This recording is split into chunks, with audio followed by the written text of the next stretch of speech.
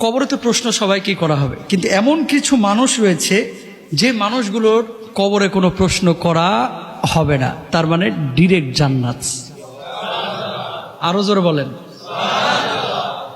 খুশির খবর না? খুশি। শুনেন, পরীক্ষা দিয়া পাশ করা আর একটা হচ্ছে পরীক্ষা ছাড়াই পাশ করে ফেলা। পরীক্ষা ছাড়াই পাশ করা, এটা কোনো হিসাব নিকাশ নাই, ডাইরেক্ট জান্নাত। সুবহানাল্লাহ বলেন। এরকম আল্লাহ রাসূল সাল্লাল্লাহু আলাইহি ওয়াসাল্লাম 7 শ্রেণীর মানুষের কথা বলেছে যাদের কবরের জিন্দেগিতে কোনো প্রশ্ন হবে না। মারা গেছে, দাফন হয়ে গেছে, আল্লাহর পক্ষ থেকে ঘোষণা হয়ে গেছে, ফায়ুনাদি মুনাদিম মিনাস সামা, আকাশ থেকে আহ্বানকারী আল্লাহ বলবে, ওই ফেরেশতারা কি হয়েছে? আমার বান্দার উপরে আমি খুশি আছি, ফাআফরিশু মিনাল জান্নাহ, তার জন্য জান্নাতের বিছানাটি একটু বিছিয়ে দাও। জান্নাতের বিছানা বিছিয়ে দিল। এবার বলতেছে, আল্লাহ জান্নাতের ঘরটার লেগে কত বড় দিমু? আল্লাহ সুবহানাহু ওয়া তাআলা বলবে, ওর দৃষ্টি যত দূর যায় এর জান্নাতের ঘরটা তত বড় বানায় দাও। শোনেন, দৃষ্টি তো মিনিমাম 1-1.5 কিলো যাইতে পারে যদি ফাঁকা জায়গা হয়, যায় না?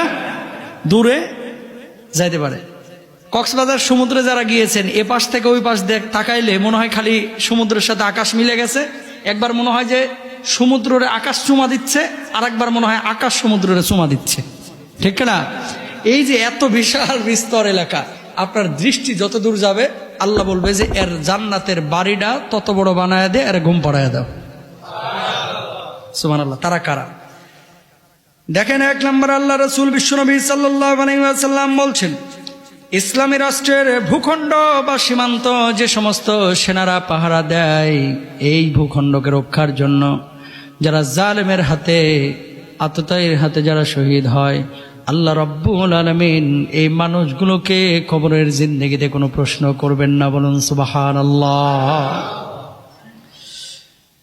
2 নম্বর, ওমান মাতা ফি সাবিলিল্লাহ, যে ব্যক্তি আল্লাহ রাব্বুল আলামিনের রাস্তায় লড়াই করে শহীদ হয়েছে, বাল আহইয়াউন ইনদা রাব্বিহিম ইরযাকুন, বরং তারা জীবিত। ওয়ালা তাকুলু লিমান ইউকতালু ফি সাবিলিল্লাহ, এদেরকে তোমরা মৃত বলো না।